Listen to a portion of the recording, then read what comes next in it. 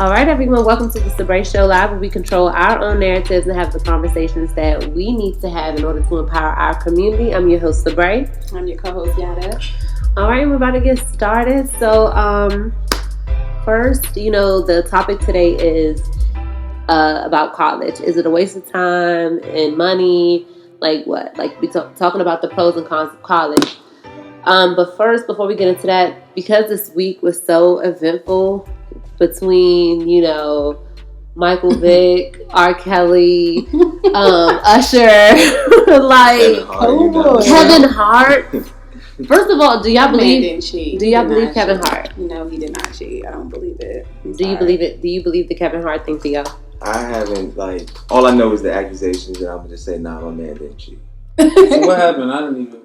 There was pictures and a video that kind of surfaced, and I don't even know how people just come to the conclusion that he cheated, because it didn't even look like he was cheating in either. Well, I think it was because he was outside of a hotel. They were going into the hotel. It was like 3 o'clock in the morning. That's why. And I think it's people just made assumptions, and then they were like, "Oh, he was making out with this white girl in the car," and it was so obvious. So unless he was sitting in her lap, there's no way. And it's like you can tell, like they don't understand depth perception and how that looks, because it's like you can clearly see the headrest. He's in the front seat. He's turning around in the back. It looks like he's laughing. You can clearly see like the headrest from his front seat in between the two of them.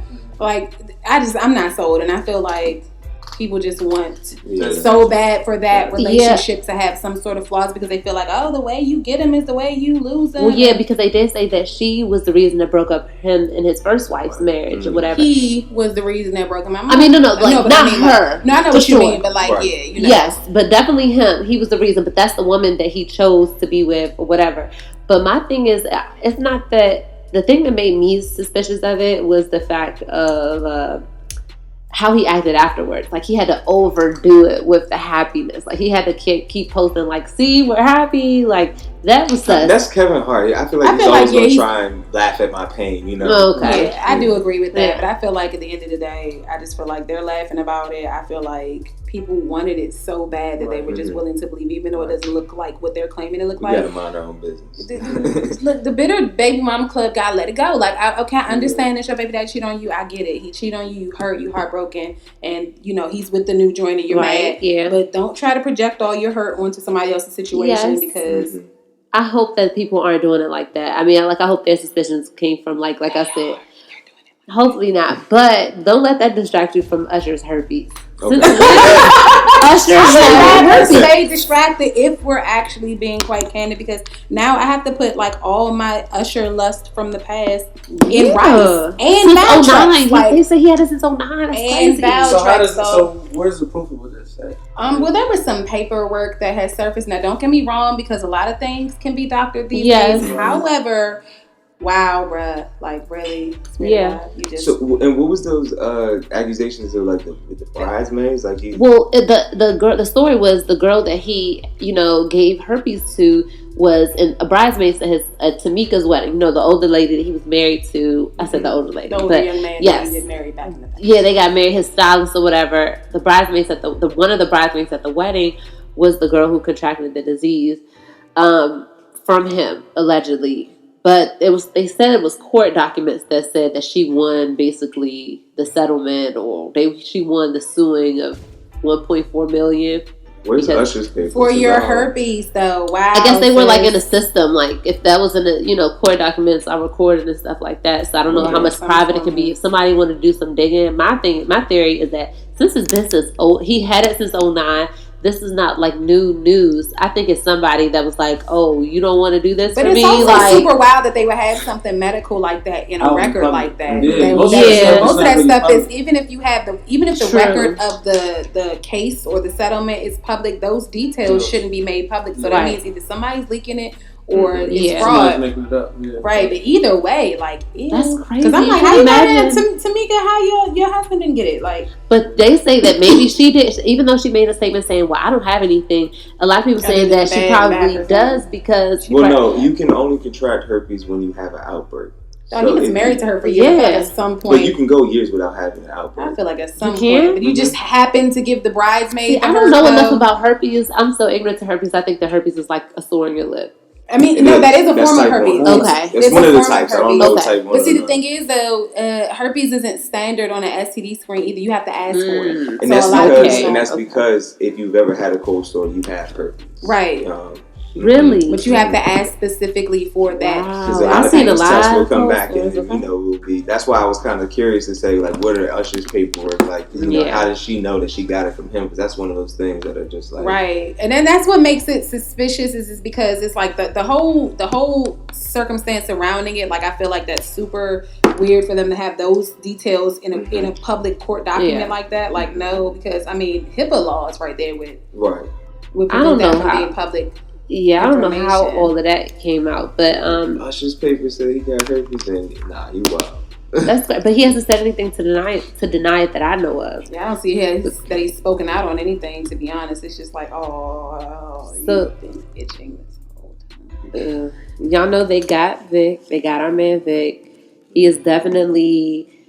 Man, he's lost. He is, they say, you know, of course, everybody's saying he in a sunken place, but I mean, you let the white people get to you so bad to the point that you're treating someone who stood up for black people or disenfranchised people, and you're saying he need to clean himself up like he was a criminal. Like, you know, you were classified as. Did you see Shannon Sharp's response? No, but I heard about it. Shannon Sharp shoot him up. He was just saying, like, he was like, let's be clear, you were a felon. Yeah. You needed to clean up your act. Right. We saying cut your afro off. Like, come on now. Like, what's interesting about that, though, is I have seen a very interesting perspective on that, which kind of, you know, it doesn't necessarily apply in this situation because, you know, there's always that that deep-seated other issues that they have with Cap that even makes them say things like this. However, you know, like, you get that from your older men, you know what I'm saying? Like, when it comes to young men, like, hey, you know, basically you want a job, clean yourself up. And that's the angle that some people took it as. However, considering, you know, like, everything that's happened with Cap, it's like... We got involved, though, because, like, when has pulling your pants up ever saved? Like, if you hear a story, somebody getting saved, like, well, they was getting lynched. I'm glad you have your pants pulled up, you know, because we were going to get you. Like, True they indeed, get us regardless, so... They would definitely get involved and drop that narrative and to be able to look at like Sabrina's saying how he's really lost. That somebody that's standing up for him. Right, because the Colin Kaepernicks of the world speaks up for the Michael Vicks of the world. Absolutely. You know, but my thing is just that don't condemn Colin because he had some fuck you money and you didn't. You know what I'm saying? Because even when you do work for these corporations, in the event that they do get racist or they do start judging you and say, you know what, we're going to take that back. You have to have some like discipline to save up some fuck you money so you don't never have to bend over and kiss white ass. Right. You know what I'm saying? And that's the key. And Colin definitely has that. You know, of course he wants to be. Yeah, because I mean, you know, he wants to be on the field. I'm pretty sure, like, he worked his whole life to get there, but he's not about to get on his knees. You know what I'm saying? Right. And he's not going to starve behind not getting on his knees either. So there's that. But yeah. And R. Kelly for the last one. So because it's two black men are really looking bad. Because we gotta talk about the juice too. But oh my God, R. Kelly's been telling us. He's been prefacing this year for decades now. Because I definitely saw that video of him. And what was that, like Apollo or something like that? And my man was like, who coming home with me? Oh, you gotta be his 18. Oh, my man had the sign in the background. But he had the man with the sign in the background talking about 18 and older. R. Kelly, you're somebody's dad. Like, sir, like, you really have no business. That's predatory to me. Why are you talking to teenagers? You're like, you was like, what, 30 at the time? 36 or some shit? Like, that's predatory to me for you to be even thinking that 18 or older. I got 28, 29-year-old homeboys who not dating teenagers, dog. What are you doing? Like, that's sick, first of all. I mean, he's been calling himself the Pied Piper. Exactly. Like, that's what's crazy. Like, the Pied Piper he's been telling us for years. The fairy tale says, you know, that's... He was luring the children with the fruit. Like, and that's what he's doing. And honestly, it's not looking good. Fucking sick. No, it's definitely not looking good. But from what I've heard, I didn't hear the whole story and so forth, but from what I hear is that they were over 18. Technically, you know what I'm saying? It's still imprisonment. It's still not. I mean, I don't agree with it. I mean, me personally, I double standard. I don't agree. I mean, I don't. You think I'm not saying I'm moving that way, and I'm gonna go that way about it. But R. Kelly, I mean, just from the from back in the day when that first video came out, you already gonna have that on your back. Right. You think that at some juncture in life, you'd be like, you know what? Hey, maybe I should just kind of stick to my age bracket and not stop. Remember, recently he had that story come out with that older woman, and she moved to Atlanta to be closer to him, and her husband wanted to sue R. Kelly because I guess it made him lose his job or whatever the case was, because he found out that she only wanted to move her family there to be closer to him. Did y'all hear about that? No, I didn't. Well, she was an older woman. But my thing is, I don't have a problem with him having an 18-year-old fetish, as long as it's 18 and not 17 or 16. Like, it's just him. Like, I think that shit people was... I mean, no, I'm saying that I would get into it when it comes to if it's, legal or illegal. Yeah. I agree.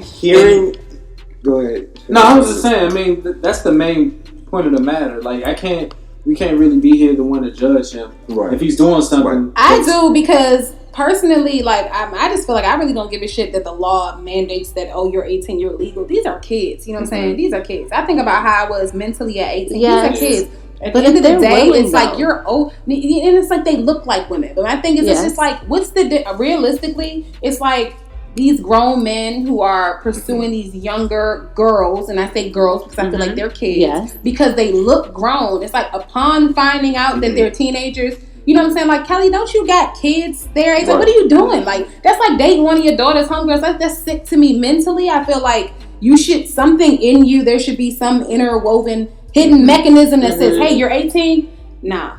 For the sake of how they looking at like our black males out here, I want him to be innocent until proven guilty. However, like how you saying that he needs to have like some ethical code of conduct to him. Like, just because you can doesn't mean you can't. Like, just because you can doesn't mean you should. Right. And especially with these accusations coming out and then looking back with him saying like all you need to be is 18 and really stressing that importance, it's not looking these good. These bitches can't even drink. What are you doing? Like, is it odd? Yes. Is it legal? Yes. I mean, do I see, would I prefer like my uncle or my dad, you know what I'm saying, to have an 18-year-old fetish? No, but maybe he just, prefers them to be young. I just feel like that manipulative side of him, and that's what he wants. Like, and I feel like men like that. That's what they want. If the girls are for it, though. He did get a Leah.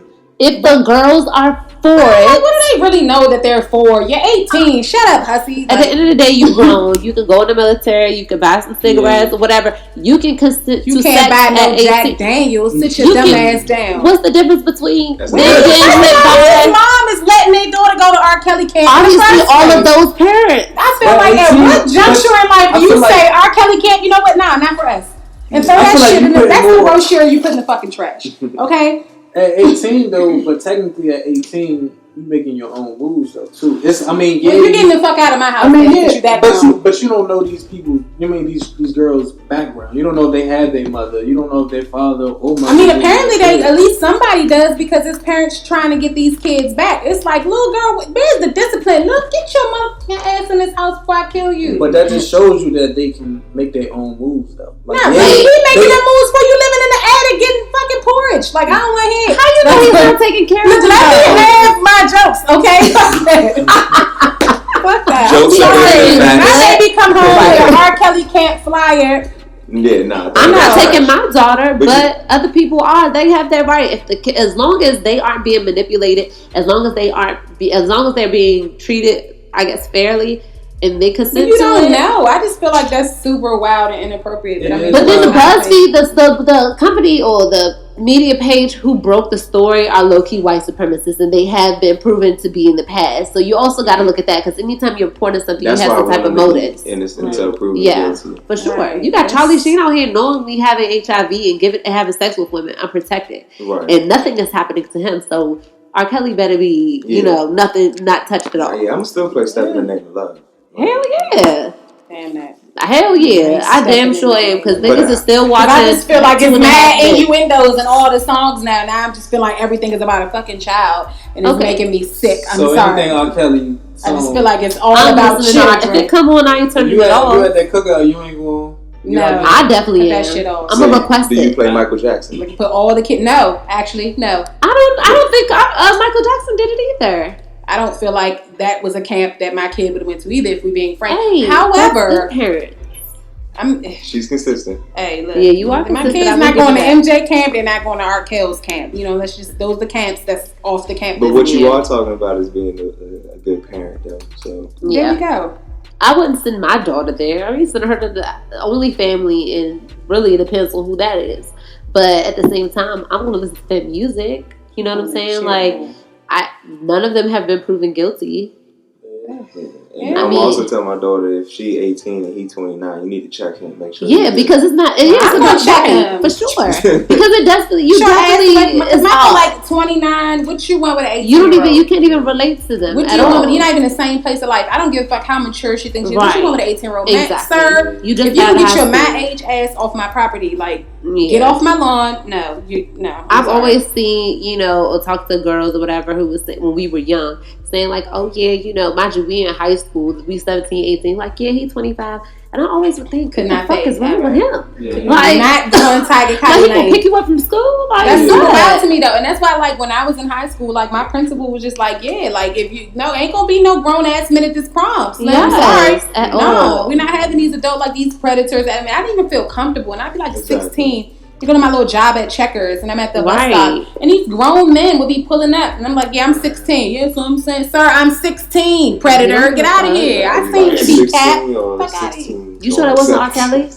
No, I'm playing. You know what? But Juice, man, Juice is Juice is coming home, and he almost blew it. I was kind of like, come on, Juice. What happened? How did he blow it? Because he was getting a little spicy at this parole board hearing though, because they like, do you believe that property was yours? He like, it was proven by the state of New York that it was. Juice, really? You're not out yet. Right. Other than that, though. I mean, my man did 9 years for stealing his own shit. Like, come on, dog. But, they threw the book at him because of that murder, and that's all that they've been talking about since he was granted parole was the murder. He did it, and then it's when I get to be, like, oh, how white folks always believe in the judicial system when it's unarmed black men getting killed. Well, if he hadn't done this, even well, the judicial system said he ain't do it, so he ain't do it. Right. I agree. You think he's innocent? Yeah, he just was like acquitted. those officers in Baltimore. I saw on Baller Alert earlier today. And they were talking about how they were corrupt and how they were stealing money from people who they were arrested, and they were just doing some wild shit or whatever. And it was like, it's not wild compared to killing unarmed black men, and getting off. So I was saying, like, don't criminalize these guys if you're not gonna, like, give them leave with pay and then transfer them to, another department. Like, give them that same energy you just gave the guy who killed Philando Castile. Exactly. So, and then they like a Somalian dude officer recently killed this white woman, and now they're calling him killer cop. Oh, the rage, the outrage. And it's just like, remember when so the blood, like Tariq Nasheed said, her blood is on the media's hands, who's previously not covered those. Called her the most innocent victim. They didn't pull up her background, her speeding tickets. They pulled up Philando Castile's traffic tickets. Right, like anything to pretty much because he had to justify his murder on the back. He didn't have a really, he didn't have a rap sheet or whatever. He didn't have a criminal background, so they got his tickets, and they didn't say anything negative about this white woman. So they let us know what time it is. Yeah, for sure. And if people don't wake up to this, and if y'all keep falling for it, I mean, I give y'all like 5 or 10 more minutes, but y'all gonna have to wake the fuck up because it is really blatant out here now. It is. It's very blatant. Who else though? You said the Juice. And that was it, right? I think that was it, my man. My man OJ coming home. Yeah. Hopefully they don't use the platform. Because I was like, since when is the bail hearing on TV? But anyway, I guess it's because it's OJ. But I thought they was going to like publicly humiliate him. Chloe, your father's coming home, sis. Yes. Build your relationship with your father. Yes. She even though she got the surgery to remove herself from that side of the family, but whatever. Girl, you still look like you got that big ass OJ head, girl. Oh. That's your daddy. He is the Paul, girl. Oh. Well, let's get into this topic or whatever. So, of course, today's topic is college a waste of time and money? So, first and foremost, let's go around and yes or no. Short answers. Yada, is it? It's a little bit of both. A little bit of waste of time and money. Okay, what about you, Thea? I would say it's both as well. Okay. I say both too. So you say yes, it's a waste of time and money. It's yes and no. Okay. It depends on what avenue you're exploring. Okay. So before we get there, y'all, did you go to college? Yeah, and I'm in school now. Okay. Did you graduate from anywhere yet, or you still? Yes. Okay. Where'd you graduate Well, I from? graduated from South University in STEM Science and Allied Health. Okay. Thea. I'm not currently in school. I graduated from Hampton University with a bachelor's in psychology, and I got my master's in science from Johns Hopkins in school counseling. Okay. Ooh, fancy. So, I went to college as well. I graduated from the University of Maryland Eastern Shore in 2014. What'd you study? Criminal justice. Okay. I didn't go. Actually, well, I kind of 5 minutes I was in school, you know. I dropped out. I was in the Art Institute of Washington, and I realized that basically what I was going to be learning there, I could pay a lot less money, and you know, because I'm a go-getter, I knew I had that mentality. I was like, okay, I can learn these skills and then go like that, and really have to get a degree for that. But also, I've taken a couple classes at PG Community College or whatever. But yeah, I wish ideally I would have dropped out of Howard. I really wanted to drop out of Howard, but yeah. I really wanted to drop out of Howard. You know what? I will not with you today. Go to school for your first. Yeah. You say what? Go to school for your first year. Yeah, and then drop out. No. Because one of the things. Okay, so one of the things I want y'all to go around and tell me, you know, some of the benefits you got from college. Because one of the things that I wish I could have benefited from was making connections and networking. And Howard, I feel like, especially for what I do now, would be like ideal to like really be plugged in, like especially with like doing this show and so many other things like that. I think that would have been like super dope to like connect with people on that level and then drop out. I don't see myself finishing college. The money, I just can't. But what was one of the things that you got from college that you found very useful? Well, yeah, you tend to build a lot of lifelong friendships, and these are people that you may not see all the time, but every time you see them, it's all love. It's like it's like y'all never had a laugh. So it's like that the friends that I made in college, like they're gonna be around forever. But aside from that, like it depends on what you're studying, to be honest, because. Like me, anything in healthcare, medical related, you kind of need that education because for sure. You need to be able to know what you're doing. For sure. In certain fields that, you need college for. And it's just, I mean, for me, that's really what it was. Because I started out as a nursing major and I found out phlebotomy really isn't for me.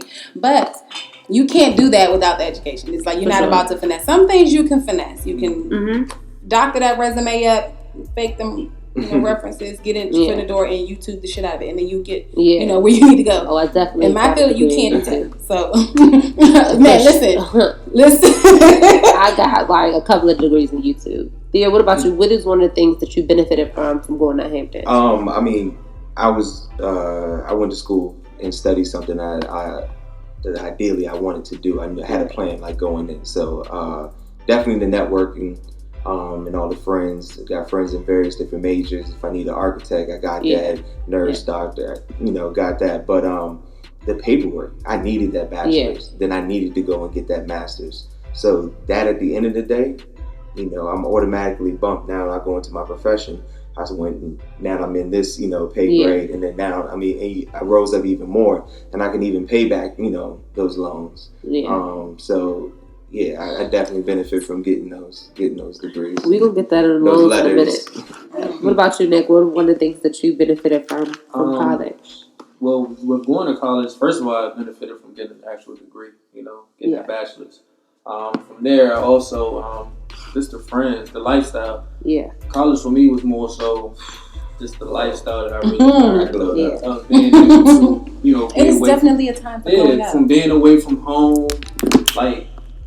Graduating out of high school, 17, 18 years old, you know what I'm saying? And with being able to, from high school, you already feel like you feeling yourself a little bit. Then you go away from 4 years and you kind of get that wake up call a little bit. Yeah. And you really start to feel yourself and find, where you are and where you really stand.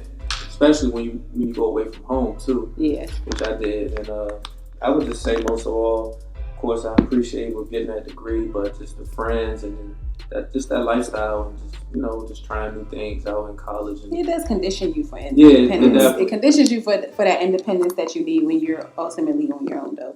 Right. You have to start making those decisions for yourself. You don't have mommy and daddy right there to say, hey, do this, and this. You gotta, Gotta budget the meal plans. Yes. It's definitely the fake. I call it like the fake real world. You get like a microcosm of what it's really going to be, but at the same time, you can. I had the luxury, like when I really found myself getting in trouble, saying like, "Mom and Dad, like, you can go ahead and send me more bread down or whatever." Right. But I was out there getting that real life experience, trying to do it on my own, and being able to fall back. That's why I say that fake real world. Yeah, see, mine was more real world because I had like worked through college, so it's like I had responsibility. Yeah. It's. So everybody knows about the student loan debt crisis that's going on right now. Of course, studies say that our generation, the millennials, will be the first generation to die in debt. So how much debt, if y'all feel comfortable? If you don't feel comfortable, you can say no. But how much debt did you accumulate through y'all education process? 6 figures. Well, I'm still accumulating debt, so that's pending. I was back in school now, so fortunately, I mean, I get some grants and like some minor scholarships, but these, and the weird part about it is I'm like kind of on the lesser end of that because I did get some grants and some scholarships, but it's just like, bruh. It's up there. Well, I mean, I'm not 6 figures, but then again, I'm not master's degree, but 5. Like, it's. What about you? I'm not at 6 figures neither. I'm under 6 figures because it's a state. Which is great. Yeah. Definitely got that master's though. I had to fight for my in-state and UMUC because they're trying to bust my head too. Say something again, Thea. I definitely. Okay, gotcha. Okay, my bad. No, I was just saying something because I just want to make sure you. And it definitely matters because I had to fight for my in-state. For UMUC. So I mean, okay, so the debt thing, that's like the biggest thing when it comes to college. Me personally, I only got like $8,000 because I only went for 5 minutes, like I said. But I know a lot of people really struggle like with it. It's a lot because when you graduate, you not only are you fighting to get a job because it's not like the economy provides enough jobs for every graduate, and that fucking sucks because you come home with this debt and you want to eventually move out, you want to have children, you want to do these things that takes money, but you're paying a mortgage, you know what I'm saying, it's student loan. But sometimes it is necessary, but sometimes it's a ripoff. And I feel like when you're 18 years old, I don't think that you should determine a lot of times what you're about to do for like the rest of y'all life, like what you're going to get that debt for. Like, and then when it comes to student loans, you know how like when you get a car or a house, they check your credit. It's very hard to get. You can get approved or denied or whatever. And I think that the way student loans are, it's just like anybody can get it. Well, it depends. Not necessarily. It's like a yes and a no because realistically, most of these kids, they're dependents. So they're going off your parents' information. Yeah, true. And that kind of does affect it as well. Also, as where you go because if they're giving you X amount of dollars, but you're going to this pricey ass school, you may need to do some other things to kind of fill the void. But rip off wise, I mean, to a certain degree, yes, because it can be ridiculously expensive, and it's the way that they accumulate. Interest even while you're in school. It's just like then when you get out, entry like depending on your field, like especially like if you have a business degree or something that's kind of general, it's not necessarily pinpointed and you didn't double major or something. But if you have like a business degree, you get out with a bachelor's, entry level, it's not that much, to be honest. And that's what they love about hiring college grads is because you don't have any real work experience or tenure to where they feel like your worth. Right. Like I'm the worst kind of employee to hire right now because it's like, okay, I'm gonna graduate again. It's like, oh yeah, she's a fresh graduate again, but I have a crap ton of work experience. I've earned decent, wages, and I know my worth, as far as an employee. So you gotta pay me, but you want that though. That's the weird thing. As an employer, you want that, but you don't want to pay. You don't want to pay for that. You want to get all of that. But you want to pay me like I'm really just a flat out no work experience green college graduate, and that's just not going to happen. Yeah. So that's the downside. Is entry level it can be super trash depending on your field, and then you have this mountain of debt that you got to keep deferring or putting into like income based sort of repayment plans or deferment and stuff like that, and that's what leaves you in debt for these eons. Is because, and then some people just defer it for the fuck of it. You got the money, you just don't want to pay it back. Right. Yeah. So for me, what that ripoff is being a school counselor, and I've been I'm a high school counselor. Been in my career for 5 years now. My job is, and part of my domain is to help ensure your academics, your social and emotional needs are met, but also your college and career readiness. And it's hard because in the school systems now, it's not college and career readiness. It's just college readiness. We're only promoting college readiness. Prepare you for real life. And they're taking away all of these trade programs, or they're trying to just like move into a separate school. Yeah. So it's really not preparing them. So when I sit down with a kid, I'm not going to tell you to go to college, or I'm not going to tell you not to go to college. I need to know your plan. And I feel like that ripoff is when it happens, when it's that student that graduates. He has no plan. He's heard his whole life, I got to go to college. So I'm just going to go into an institution. I want to go to University of Maryland. I've had a 4.0, but I didn't really do my research. So now Maryland probably wasn't a good example, but I'm going to go out of state. Let's say some out of state school, Penn State or something. Yeah, where I was told this is a good school, and I go there and now, boom, I'm in over my head because I don't know what I'm going to do. So I might change my majors, but I can't be there for longer than 4 years because I know this debt is going to keep on happening. So I end up getting a degree.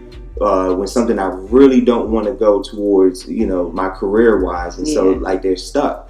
I really feel like it goes back to having that plan, but I also would say it's not necessarily the school's responsibility as well. Yes, we can help with this if we have those trade programs putting back into the school system.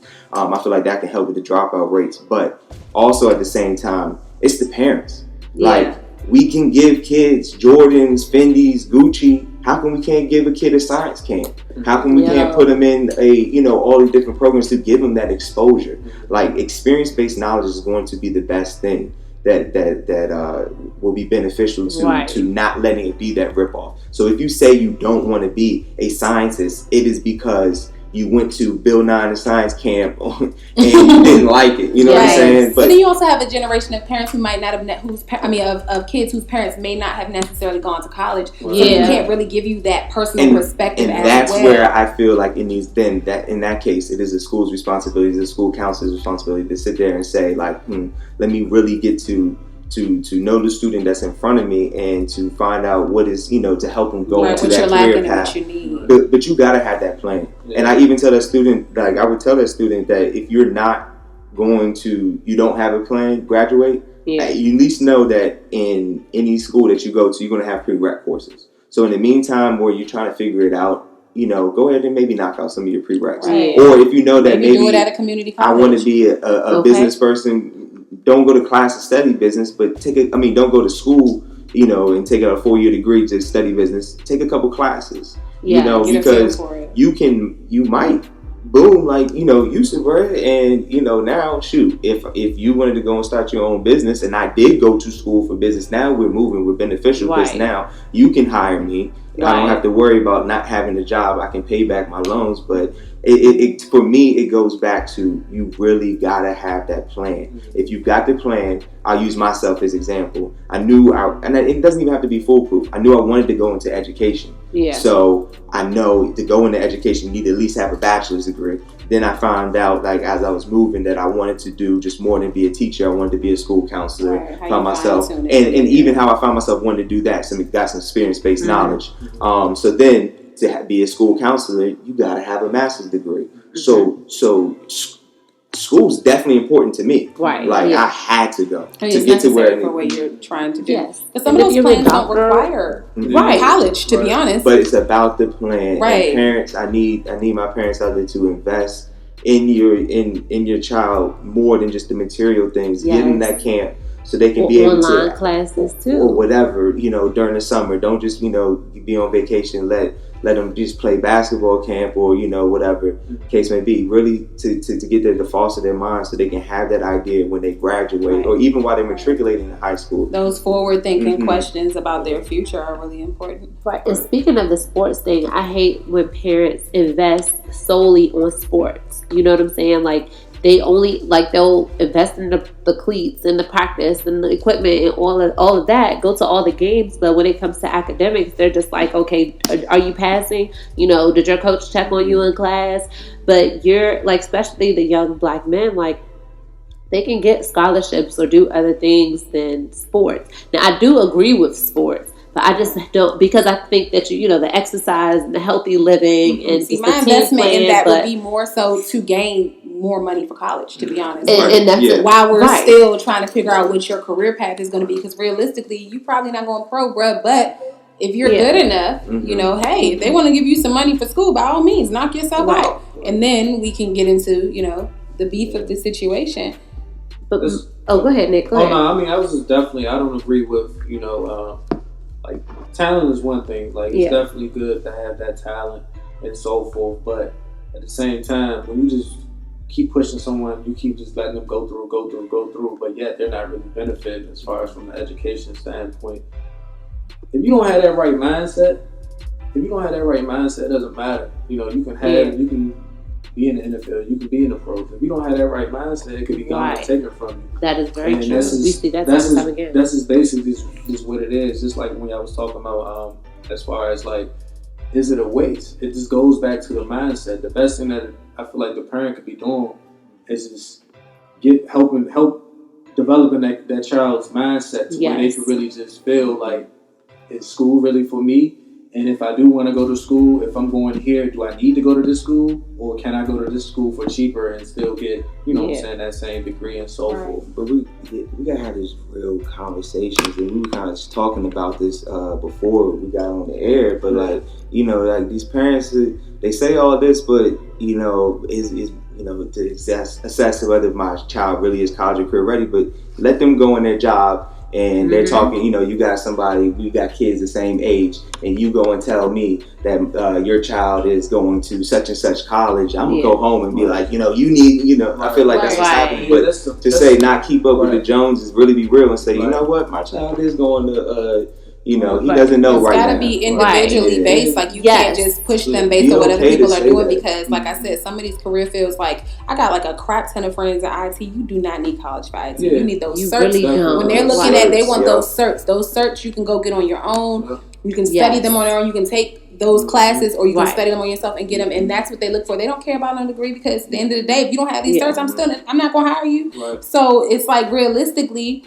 you got to think about what it is that they want. But I think the prereqs is really where the ripoff comes at, because you will spend half your college career on courses that really have nothing to do with your major. And that's the worst part about it. Because it's like, how many damn English papers are you going to write? Right. One of the things that the system designed to like disenfranchise further, like the Black community especially, was to deindustrialize the Black community. Like Theo was saying, like take out the trades in the schools, and teaching them like the skills, and they can still decide to go to college if they want, but at least they have a skill to fall back on. They can either work that while they're in college, or if something doesn't work out after they graduate with a job, they have a skill. Okay, well, I do know HVAC, or that's I what do one of know my friends barbering, did, and that's whatever. how she does dental assisting. She was doing dental assisting all through school because it's a trade that she got while she was in high school. So when she graduated, it's like, okay, job wise, bam, you can go be a dental assistant like it's nothing. You're X-ray certified. You have all these certifications that you need in order to do this job, and you can work this job and progressing it while you take courses towards, I don't know if you want to be a dentist or a dental hygienist or whatever, you can enhance that, but it gives you some foundation to build upon. And taking that out of schools is really like, because high school doesn't really prepare you for your real adult life. They don't prepare pick a college. They don't prepare you for, the realities of the situation. It's more like pick a school, pick a major, but you're not really giving these kids real expectations of what they're going to deal with on a campus. They don't teach you real life skills. Exactly. So it's like even when you come out of college, you're still kind of green to that. You don't know how to run a household or a budget or anything like that. These are the life skills you need to have, because you need that while you're in college, money management, things like that. To defend education, I really, I just wish goes back to the family. Oh, absolutely. We really need to bring back that the Black family, and really, making sure that they're holding true to raising and fostering the mind of their child. Because let's say your school doesn't, you need to, and even if we don't know, as a parent, you take a class on financial literacy. Or ask somebody. Or learn as a family, grow as a family, you know. So, because if you leaving it up to the school system, we're going to fail you. Yeah. Absolutely. It's just the downside is that some of these kids don't have those families that, you know, are ideal or conducive to that sort of environment. To where it's like, you know, you might have the single mother who got to work 2 jobs to take care of her kids. And it's like, hey, you got to do what you got to do. Make sure them kids are fed, clothed, housed, whatever. So I'm not knocking that, you know. However, it creates a void, you know, that you may not put on the school as their responsibility, but would kind of be nice if you had some sort of alternative for that, only because you just don't want to see those kids fall by the wayside. It's basically what that is. No, definitely. And every Black child, period, should know how to start a business before they even touch foot on the campus, period. Just as a fall Black plan, because even if you do make it big, or you get into the NFL, or you decide that you get, or they make you CEO of some corporation, that can be taken from you, and you don't want your only ability to create an income for yourself to come from white society. Because at the end of the day, as a Black person, you just can't depend on that. I've seen several people, you know, whether they're tired of the racism or on their job, or they've seen like young, you know, nieces and nephews of people who run the things get promoted before them, and they've been on there for years, and they want to say something, but they know that they can't. You know what I'm saying? So I definitely feel like that's a skill, like along with, you know, getting a trade, which also, you know, enables you to be able to start a business, you know. But you should definitely have those skills before I feel like you even touch foot on the campus. To piggyback on what you said, I mean, those are definitely skills that, you know, with running your own business. But I feel like school, it lacks that. It lacks that a lot. School teaches you how to work for. I'll teach you how to be an employee, but not an entrepreneur. Like I feel like when I was in school, I used to feel like, oh, I have to get this job. I have to have these benefits. But it kind of just puts you in a small category for real. Like once I got out of school and, you know, with me just networking and talking to people, I really got to see to where it was just like, you don't have to work for that man. Yeah, it does not advocate for any sort of should be an ownership school aspect. Really does. I feel like school really does lack with that, because they really going to school. They're not teaching you how to run your own business at all. And I feel like sometimes like it's not really like it's not crazy that they are, because nobody wants to teach you how to do that job, because if you know how to do that job, then that takes them out of the picture.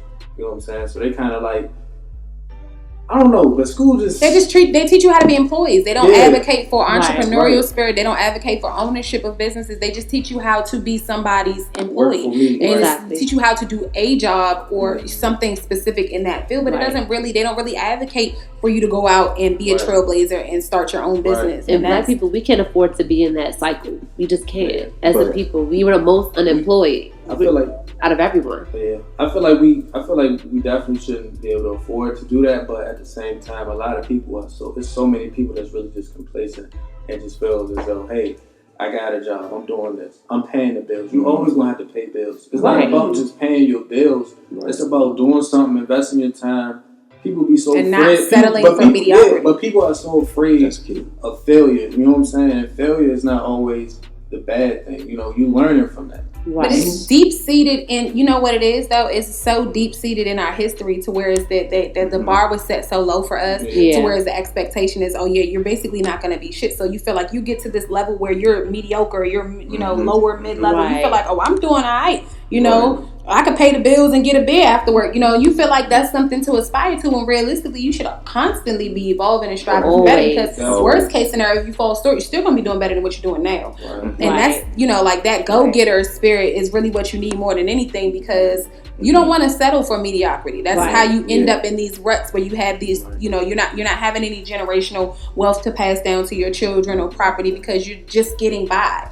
And I really can't, to your point, I can't stand when people say things like, oh, you know, everybody's not built for that. Everybody doesn't have that go-getter mentality, right? Well, I don't know how to hunt deer or kill something and eat it. But if I was starving, I would I'm learn. hungry enough. If Something's you going down. created that sense of urgency because it is. If you realize that there's a sense of urgency, you'll learn how to do that shit. What You'll it learn how to is run they a don't business. see the sense of urgency because they feel like they've been getting by, and just getting by is enough for some people. And unfortunately, no one ever really gives you that image that you can always do better than this. So you settle at that level, and you never really reach your highest aptitude because you don't try, because you figure, I mean, I'm doing okay here, but it's like, what if I told you could do better than okay? This is all like bringing out, I know it would be a perfect world and this is a struggle in itself, but like we're really talking about collective communities like right now. Like if we can really get back to thinking about like building our communities, respective communities, wherever we are, like, you know, we all come to different levels of proximity. Like, you know, you've got knowledge to help that person, you know, that you're talking about is what about that single parent? What about that family that doesn't know? And I feel like if we're talking like this as a community, you can, school may be pointless, but I now have a different mindset that I'm even approaching to school. So I can be able to find that benefit. I might not be able to ever use this algebra skills again, but to learn how to learn algebra, I can learn how to learn do a business, or I can take that concept and apply it somewhere else. But it's just, I feel like that collectiveness is lost. So, you know, we're out here getting work by school systems. We're getting work by employees. I definitely try to, you know, kind of stress the merits of certain things so that people aren't living inside those boxes, because realistically, school might not be for you per se, but you might not need to do a degree program to get where you need to go. There's, you know, certificate programs. There's other things that take less time and cost you less money, but will still get you on the path to where you want to go. So it's about stressing all those alternatives. Like people think college, they automatically think bachelor's degree, master's degree, doctorates. They don't think about, you know, other things that are entailed there that you can actually get a career out of, and then you can kind of, you know, work your own program. And you need to be disciplined. No matter, like, that's another thing. Like, the biggest thing, honestly. Like, like, if you're not disciplined, you can go to school, you can get your degree, your master's, and so forth. That doesn't mean that's going to give you that job. You being disciplined, if you get it, it's not going to translate into success in that job because you don't have any discipline. That's why I keep saying, like, everything is just all the mindset. Once you start thinking a certain way, you will start moving a different way. Very true. It don't matter. You can go to school. You can not go to school. Like, it doesn't really, neither one of those are really going to determine where you go. It's your will to be what it is that you're trying to be. Your own you can have a master's and be a bum. Because like I said, I hate school. Honestly, I hate the entire concept of school, but for some weird reason, I excel at it. So it's like, I feel like I know what I want at the end. It's a necessary evil. I get in, I do what I have to do well at it. And that's just what it is. So it's like, okay. I feel like you learn your mindset. You learn that mindset. I don't know. I feel like it's always kind of just been ingrained in me. Weirdly enough, I've always been like a studious person, but not intentionally. Like it's never. It's probably because it's so effortless at times. Like I don't ever feel like I have to work super hard at it. But can I say something too, though? I think that a lot of people, once they realize the value of money, which you don't at 18, you understand like, okay, now I'm gonna take this education serious because this class, it costs X amount of dollars, so I will not fail. I cannot fail. Absolutely. And it's just me. Sometimes I'm a bit of a perfectionist, so I feel like if I'm going to do it, I want to be the best me at what I do. And it just translates into my regular life or my career path. Because if you're not going to do what you do well, you're not going to go but so far in it. So it's like I kind of just apply that principle to everything that I do. But realistically, like it's going to be a waste if you don't maximize on the opportunity. But if you don't map out your plan, you know, it's going to be a waste because you got to really know what you're doing so you don't waste your time or your money, because it can be both. Like you can waste both if you're, you know, dawdling. Yes. Definitely. You was going to say something, Nick? No, I was just going to tell her this, you know what I'm saying? School is something that you know, it's something that's come so easy. Definitely just try to capitalize off of that. And use that as a platform for something else. So I have this theory, and a lot of my theories are a bit far-fetched. I understand that. But this one, I think, is within reason. I believe that there should be some type of medium but between high school and college. I really don't think that the same year you graduate high school, you take out these enormous amount of loans and take in 4 years, 2 to 4 years of your life. I don't think that you should just go from one thing to the other, especially if you really don't know, which is, I feel like, most people.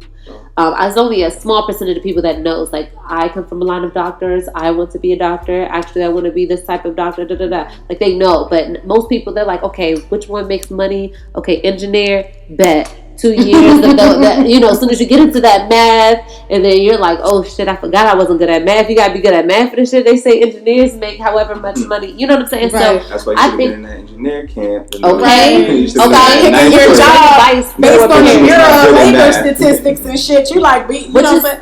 That's a great idea. How much this job pay? But I'm saying that that'll get you hustling backwards though, because you're looking at that end game, but you're not thinking about the endurance to do it. Right. Then you get into it and you're like halfway through a degree, wasting your time. Like, wait, I can't. Oh no. Then you switching. Exactly. That's more money, more time. You're wasting more money, more time.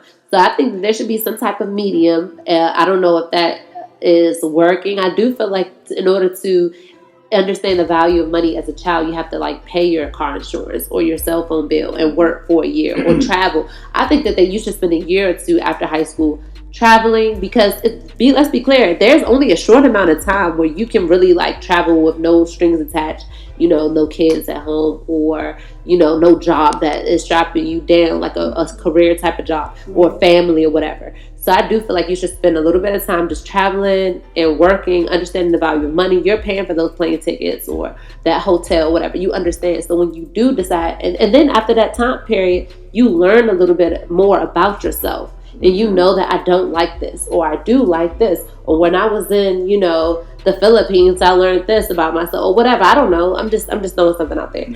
And so I feel like then you'll be more mentally equipped for such an adult move like that, because people really don't understand when those numbers come back and you realize like that's what you're going to have to pay. How the hell are you going to pass down generational wealth down to your children with that type of obligation and debt? And that is one of the things that hold us back as a community, is the lack of generational wealth. That's the major difference between us and white people. It's not because we're lazy. Goal from the gate. They come out. I be watching HGTV all the time, and I see black couples versus white couples. White couples be like, oh, you know, we have a crack in the foundation. That'll be, you know, $20,000, $21,000, you know, $2,000. They're like, okay, well, I'll just ask mom and dad, and you just ask your uncle for the $5. You know, they get it together. Black people are like, well, shit. Can we move? Like, do we actually go back to the apartment or what? Like, we don't have that, you know? So, but you know, that was never set up for us from the beginning. But the downside to the gap year is the probability of you actually going after you take that gap year. I know, but you have to know because.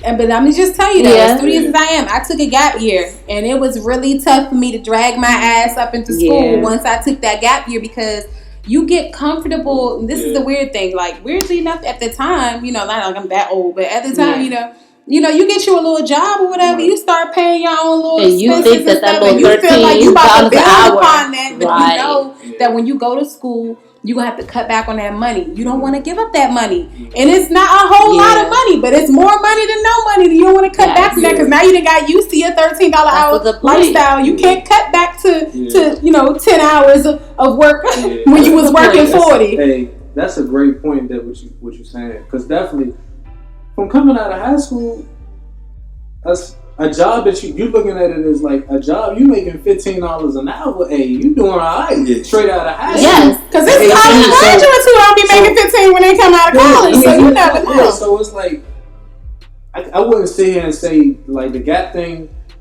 It's just, it all depends. It has its pros and cons. It has its pros and cons. The best thing is because I thought I was popping with my gap year working at Smithsonian. You couldn't tell me nothing about my little Smithsonian job. And I said, you know, let me go ahead and go to school. And then I got into school, and then I started having conflicts with my work and my school schedule. And guess who had to go? The job. Because I'm halfway through the semester. I can't drop these classes without taking an L. That's going to be failing grades. I can't get my money back. Hey, look, sorry. Peace. So I had to quit my job, finish the semester out, and then get another job. Now, granted, I did get another job relatively soon after finishing the semester, but it changed like the whole dynamic. It was just like, wow, like I really have to like balance this, you know? I feel like it goes back to, like we were saying all along, talking about that mindset, and to understand that if you can increase that vision from just being right in front of our nose to seeing it further, we'll know that yes, while this 15 an hour is good, this is not going to sustain me. Right. And when we're talking about, like, I do think there should be something in place, and there are already things that are in place. I don't trust the validity of those things. It needs to be something more for us. Or at least have more of our people that are doing it that can show and share some success. Right. So I don't see it, but I would like to even like change the name so we can get like help change that mindset of the gap year, because you think of gap, you think of a break, nothing, you think of nothing, right? In between. And it's not that. I almost will argue that if you're going to choose to take that bridge year or that motivation year or like something, whatever you got to do, or like that real life internship that year. Process like whatever it is, I will almost argue that you got to work harder. Or a transitional year. That introduction to real life, like because it really does transition you though. Because don't get me wrong, it was in that span of time that I really got a grasp on real life, because I had like my little after school job in high school, but it was checkers, right? You know, but it's like the gas money or outings. So it's like when I actually got this, like I had to actually interview for this job. Like I went to a job fair and got my Smithsonian job, and I had to interview, and I had to take my little tongue ring out, and I had to do all, you know what I'm saying? Like I had to be professional. You know, the checkers job was like, hey, you want a job? All right, sure, you got to come on Monday. This was like a real, like that's when I learned about, this is when I actually got a resume together. This is things like that. So it's like things that I got from this. Right. Smithsonian is an educational institution, you know what I'm saying? So it's like I got real life, you know, kind of skill from this and a real grasp of how it's gonna be. You know, like that's when I started learning about payroll for real and raises taxes and things like that. Get, you know, taxes, raises, all that type of things like that. That, you know, my little peanuts check from Checkers really didn't give me a grasp of. So, you know, like I had to actually commute to this job. Like I had so many things that I did gain from that. So, and then it helped me to, it's the discipline. It's like you said, it is the discipline, learning that work-life balance or that school work-life balance.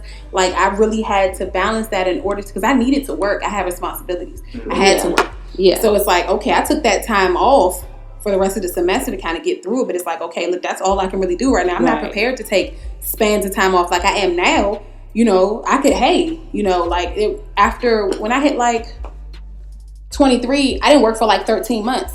Then bad lash, bills were paid. You know, it's all about putting yourself in that situation. So I learned that in that small amount of time. So it's like, okay, from that point on, you know. But I think what can also be beneficial too is like while I'm sitting here listening and thinking, to going back to like building that exposure throughout your child's life. Because I know for me, like an example, when you're talking about going to be an engineer, you should have known before 12th grade when you're about to go to school that you weren't good in math, and you know because you went to that camp and you know math kicked your butt, and that's even that loss that you try to take, you know, not being afraid to take the loss, because it helps you build to say either I can try harder to really do this or that ain't for me. Learning your strengths and your weaknesses to be honest. But that's the parents' responsibility, like you said. But go ahead, Nick. No, I was just saying, like, with the failure thing, I mean, sometimes just because you may fail doesn't mean that you're necessarily not good at it. Right. That just means that it might be something that's a little bit challenging, but if you actually put in that work.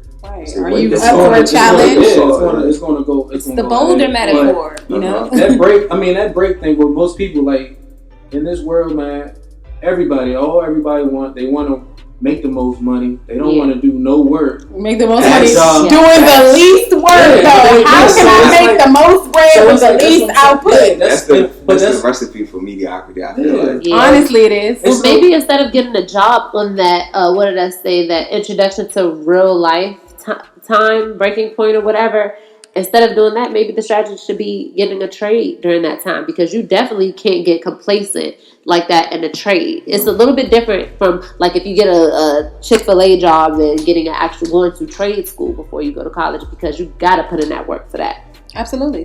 And you come out with a skill and not just whatever. It has to be something that's going to be super productive to you, and that's going to give you the real life experience that you need before you take that leap. And honestly, sometimes it kind of teaches you things about yourself. Like, you learn more about what your strong suits are. Yeah. You know, can I deal with, you know, am I a people person? You know, am I customer service oriented? Can I get into a job? You know, do I have the gift of gab? Can I sell, you know, ice cubes to a damn, you know, Eskimo? Like, you know, like, so you start to learn what your path is or what you're good at, and then you get into a career field that's going to maximize that. And it's something that you would probably like to do, especially when it comes easily to you. You tend to have more enjoyment out of it. But unless you're somebody who kind of chases a challenge. Yeah, that's true too, though. But because that challenge, I feel like when you're challenging yourself, like, you're learning. When you're learning, you're adding value to yourself. Yeah. Absolutely. That's difficulty. That's just basically what it is. That's why I said, you know, you should probably capitalize on school. Just because it's necessarily easy. If it's easy, are you really learning? You know what I'm saying? You gotta think of it like that too. You're learning. Well, when I say easy, I just mean more like the work. I have a pretty good work ethic, so for me, it's like I don't really have to like. Oh man, I have to like. I'm already the discipline is there. Right. It's come from years of experience. So now it's like I don't have a choice. So, you know, it may be something that I'm learning new, but I absorb information, you know, pretty well. So it's easier for me to, I can reference this because it's in my mind, you know, versus sometimes people don't have it as easy. They have struggled a little bit to kind of recall what they read or what they've learned. I pick up on things pretty quick. So it makes it easier for me to be a student. Right. But I'm still learning new stuff. But but it's still about maximizing on it because it's all stuff that's why I'm taking courses that have nothing to do with my major, because it's all going to, you know, come together when it's time to cop that career. The biggest thing that I've taken from this conversation was, and not to say that I didn't take anything else, but the biggest thing was the parents' involvement with exposing their children to different things, like Theo was saying, like the different camps or the workshops, the summer stuff, you know, the online stuff, because there are many online resources, especially like business oriented for children. You know what I'm saying? For Black children, having those conversations. I mean, that's a good starting point because you know, like just really enforcing that or stressing that. Like I do with my son. Like, you know, he's very artistically inclined. He can draw his ass off. Yeah. So I'm like, you know, is that something you want to pursue? Like, do you want to get into graphic design? Do you want to get, you know, like and marketing and logo? And then, you know, there's career paths all that will, you know, emphasize this if this is something that you enjoy and it's something that you'll constantly be evolving and changing as the times change. So it's giving those options that they may not think about because they just feel like it's a hobby. I just like to sketch. Right. And then even if it's something that they've never like visually shown interest in, they never even may have seen it or heard of it, and then if you expose them to something that they've never seen or heard of, you never know, they may or may not like it, but that's something that they learn. Well, I didn't like chess camp, so I probably won't like such and such else, you know what I'm saying? Like, so it just kind of like narrows it down. You should not just let them coast all the way through 12th grade and then have them decide out of the blue or from a list, you know what I'm saying? It's just not going to work like that. So what is some little pieces of advice that you guys can give as we close up, you know, for people who are listening, who are either on their way to school, people that have children that are near that school age, or just like some encouraging words for people who have gotten into that situation, you know what I'm saying? Like something like, what is some advice that you guys would give? Because like I said, I did all of 5 or 10 minutes of school. I loved it. I really wish I would have done that 5 or 10 minutes at Howard, though. That's my only regret. But go ahead. I took like 2 classes at Howard. I wish. Well, when I was going to UC, you know, they have that enrollment sort of thing in the city. But honestly, I would just say, you know, like, it's really just like how Theo said, it's about planning, you know, like really kind of mapping out, and you start younger so that you can kind of get an idea what your kids want to do, and just talking to them, keeping that dialogue open, giving them different perspectives that they might not be aware of, and, you know, kind of really forging out that career path early on so you know whether or not school is even for them, because they may not have to go to school and go through all of this debt and all this other stuff for their path. Yeah. I would just say invest in your child's life from day one. Really invest in and don't let, you know, your circumstances be a barrier. Deterrent, you know, whether if you are one parent or 2 parents, have that conversation. We're not going to eat up in your room. We're going to eat together so we can just have that conversation so you as a parent can get an idea of what it is that your child wants to do and invest in it from day one, so that you can help to either foster that mindset of, you know, being motivated, thinking ahead, and having a plan. So when you meet these, these obstacles, or you meet these next level, even down to where you want to choose to go to high school, if you already having that conversation, and little man or your child has the idea,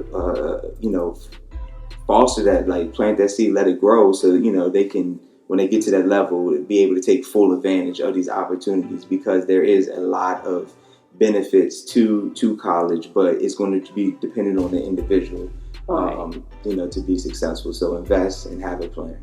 Okay. Just to piggyback on you, definitely investing in your child. But most of all, you also need to support your child. Mm-hmm. You know what I'm saying? It's not just putting your child in this school or that school and you ain't really encouraging them. Sometimes they're going to need that encouragement when they go through those downs and, have those ups too.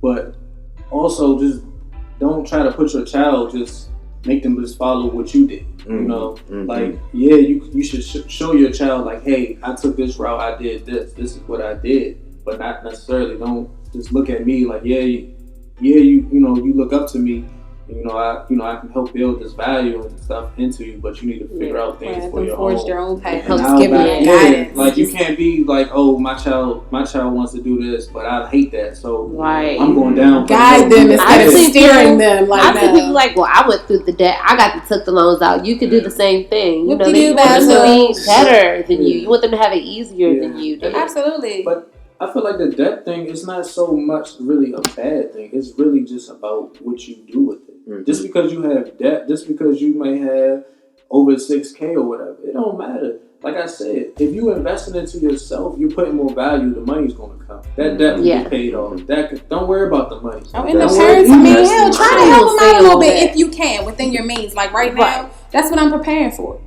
For their college, so that they'll have a little, now don't get me wrong, because I still got the fingers crossed for scholarship. However, I want to be prepared to, at the very least, offset some of that. So it's like, okay, wow, it's not just hitting you, because each generation is supposed to improve. It's like, okay, I worked my way through college. I don't want them to have to work. I don't want my kids to have to work through college. I want them to be able to get that experience without having to worry about, I got to pay my bills too at the same time. Mom got you. Within reason, but I still want you to be responsible. You come home for the summer, get a summer job. Just so you can start to get some responsibilities and experience and everything. But I still want to be the parent who helps to offset some of that, so you can be as close to debt free when you get out of school as possible. I would say, just so that, they can. It's all about, like you said, the generational wealth. All of that contributes to that. Like my niece came home from school. She went to Temple. She came home from school. She stayed home for 2 years. She bought a house. There was no apartment lapse. She went from mom's house to her own house. And I feel like that's honestly the best thing you can do. So it's like when you get home, my oldest sister, she's in a position to where it's, okay, I don't got to charge you no rent for you to stay here. I want you to build. She came home. She got a job with the government. She bartends on the side. She did what she had to do. And she's always instilled that in her. So it's like a perfect representation of what you want to see with these kids, and maximizing on their education, coming home, and then making a life out of that. Now, I would say, of course, y'all know my theory. I still stand by that theory. With my daughter, I have something set aside for her. So, that's building up so she can go to college debt free if she chooses to. However, I won't push that as in, that's the cycle. That's the course of life: high school, college, graduate, find a job, or whatever. It's definitely, she's going to learn how to, start a business before she graduates from high school. So just as a fallback plan, or if she decides to become an entrepreneur, she's good with that. But I'm really going to push entrepreneurship before I push college or getting a job anyway, unless what you're doing requires college. Then I'll be all for it. But that's just me. She'll definitely be debt free, but I don't want her to fuck her money up with all the new money that she gets either. So I definitely want to teach her financial literacy. But as far as college is concerned, is it a waste of time and money? I think that it depends on what you're going for. It depends on what you're trying to do with it. But if you don't know, I think that it's automatically a waste of time and a waste of money. If you don't know what it is, don't just go and take out $30,000 a semester when you winging it, because you fucking and then you get into a job and they pay you half of that, and they train you and everything you need to know, and you realize, okay, you better wing it. But I need no yeah, money. because some of those jobs really just like they just want the piece of paper. Weirdly enough, they just want to know that you have discipline and finish. And you know what? You got receptionist positions that want you to have a bachelor's degree in reception. Like, let's be clear. Most jobs, you could just teach someone how to bum off the streets how to do it, and they can do it well. Teach you though. The weird part about without college. No, what I'm saying is most of these jobs, you go through all these years of school, you get on a job, and they train you to do exactly what they want you to do because they teach you the generals in school. They don't tell you how this company does A, B, and C. You get there, they're going to train you how this is how we do it around here. Boom, boom, boom. And honestly, it doesn't employ half of the stuff that you got from college unless it's a specialized school. Like if you're going for law, if you're going for like I just don't think it should be that expensive. In psychology, for you to counsel other people, there's a certain skill set that comes with that you need education for. If you're in the medical field, but if you're you got a business degree, I'm sorry, but it's really not necessarily teaching you. They're going to give you that anyway. That's why everybody cheats in college, right? And everybody. My thing is, it would be well worth it if it wasn't so expensive. You know what I'm saying? I think it's just way overpriced. What you get for it, you get something, but it's way overpriced. It should be a fraction. When the fact that look at the things that aren't raising with the cost increase. Like, okay, it's the quality of education. No. Right. And that's the part is comparing the schools that are charging you X amount of dollars versus the school that are charging you Y amount of dollars, and it's like, apples and like pound for pound, how does the education compare? Because it really doesn't vary very much. You're just paying to have that name on your piece of paper. Really, is what you're doing. It's like wearing designer. Don't get caught up in the labels, right? We see that. Wait a minute, I just want real quick. He said, "Don't get caught up in the labels." That also what we can do is when we're talking about with our kids, and if we are going to choose, they want to go to college, and we're talking about what is the best college.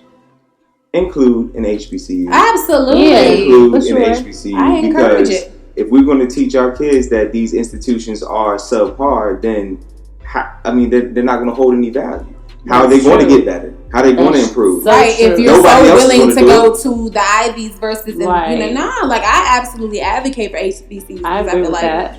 It's a Black-owned institution. Mm-hmm. You know what I'm saying? If you want to support everything else Black, that's one of the things that you can support as well. Right. I see nothing wrong with that. I think and emphasizing utilizing community college, to be honest. Yeah. Because people look down on that. Like, you don't realize them same professors teaching them schools are the ones who are writing these textbooks. Then they got to explain themselves. Real. Why do people be like, okay, so what school you at? They got like, well, I'm at PG right now, but I'm like, don't be ashamed of that. When I graduated from high school, you know how much PG credits were? $85 a credit. You gotta take your ass to PG. Listen, $85 a credit. You knock those prereqs out in the first 2 years, and you have not, like, oh my God, like literally, you can mess around and get Pell Grants and cover all of that. Heck yeah. Especially when walking around wearing, you got on 3 credits right now. First of all. No, but I feel you though. I feel you. People walk around with credits all day. And speaking of clothing, shout out to Colin Kaepernick. Me and Theo represent. You know what I'm saying? For Kaepernick, fuck the 49ers. But yeah, Kaepernick on the back, so we definitely representing them. But yeah, it's the form. I got in a jersey. Yes. I'm what you sold, brother. Yes, so we're going to wrap it up. And thank you so much for joining the show. Thank all the guests. Thanks for tuning in. Subscribe. Oh my gosh, it's a pleasure. All right, y'all. We're going to see y'all next time on Inspiration Live.